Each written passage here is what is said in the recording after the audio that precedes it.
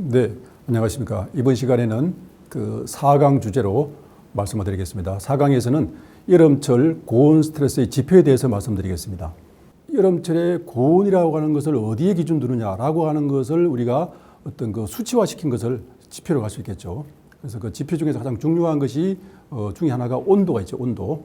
자, 온도 추이를 한번 봤을 때 제가 2021년도에 그 우리 중부 지역, 대전 지역의 7월의 온도 분표를 한번 봤습니다. 이거 보니까 그래프의 그 빨간색이 최고 온도고, 그 다음에 가운데 있는 것이 평균 온도, 가장 아래에 있는 것이 이 최저 온도를 보여주고 있습니다. 근데 중요한 것은 가장 위에 있는 빨간색의 그래프가 결국은 우리 환경 조절의 목표가 되겠죠. 이게 보시면은 거의 뭐 한 달 동안에 30도 이상이 다 유지가 되고 있죠. 근데 이것은 결국은 우리가 원하는 온도를 맞춰주는 데 있어서 상당히 어려운 환경으로 되어지고 있다라는 것을 객관적으로 보여주는 그런 지표가 될 수 있고요. 자, 그다음에 이것은 마찬가지로 중부 지역의 2021년도 8월 달에 기온 분표를 보여주고 있습니다. 마찬가지로 빨간색은 최고 온도, 가운데 있는 것은 평균 온도, 가장 아래에 있는 파란색은 최저 온도를 보여주고 있죠. 8월 달에 보면은 평균적으로 한 3분의 2 이상이 30도 이상이 유지가 되었죠. 이것은 결국은 7월, 8월은 거의 최고 온도가 하루에서 30도 이상이 유지가 되고 있다라고 하는 것을 보여주고 있는 것이죠. 그래서 과거에는 뭐 온도가 좀 올라가더라도 뭐 그냥 환기량을 늘려서 온도를 맞추려고 했었는데 이제 뭐 30도 이상이 계속 유지가 되다 보니까 환기량을 더 늘려가지고 동방의 온도를 맞추는 것은 굉장히 이제는 어려워지는 상황이 발생을 했습니다. 그래서 이 지금과 같이 30도 이상이 계속 유지가 된 이런 경우에는 우리가 동방에 부가적으로 어떤 냉방 장치를 반드시 할 수밖에 없는 이러한 외부적인 환경이 만들어진 것이죠. 그 다음에 또 한 가지 지표가 습도겠죠. 습도. 가장 우리가 눈으로 보이는 것은 온도가 가장 중요한 지표가 될 수 있고, 그 다음에 이 습도는 눈으로 잘 보이지는 않지만은 실질적으로 우리 대지에게 가장 어떻게 보면은 심하게 아주 크게 영향을 주는 것이 바로 습도라고 볼 수 있습니다. 이게 습도는 계절적으로 우리나라의 습도 분포는 여름철에 가장 높죠. 그 다음에 겨울철에는 가장 낮습니다. 여름철에 우리가 보통 습도가 이게 90%가 되지 않나라고 많이 생각을 하죠. 그런데 평균적으로 연평균으로 봤을 때 습도가 7월 달에는 뭐 73%, 그 다음에 2020년에는 한 89%, 그 다음에 8월에는 70%, 86%. 그러니까 우리가 생각했던 것보다는 객관적인 수치는 그렇게 높지가 않습니다. 이것은 일평균의 습도를 보여주기 때문에 그렇죠. 근데 실질적으로 우리에게 문제가 되는 것은 아침과 저녁 시간의 습도입니다.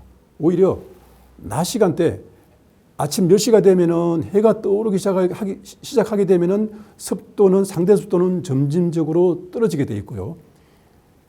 이제 정오를 지나서 저녁에 해가 지기 시작하면은 상대적으로 습도는 다시 올라가게 됩니다. 그래서 쉽게 생각했을 때 해가 떴을 때는 평균 습도가 떨어지게 돼 있고, 해가 없는 아침과 저녁 시간과 밤 시간에는 상대 습도가 올라가는 이러한의 하루의 구조를 보여주고 있습니다. 그래서 평균적으로 봤을 때, 일평균으로 봤을 때 7월 달에 평균 습도는 82% 정도 되고요. 그 다음에 8월 달에는 뭐 한 80%, 한 80대 초반 정도의 습도를 보여주기 때문에 우리가 이것을 잘 기준으로 알고서 우리가 냉방 장치를 가동할 때 운영할 수 있는 그런 하나의 그 방법을 찾아야 될 것 같습니다.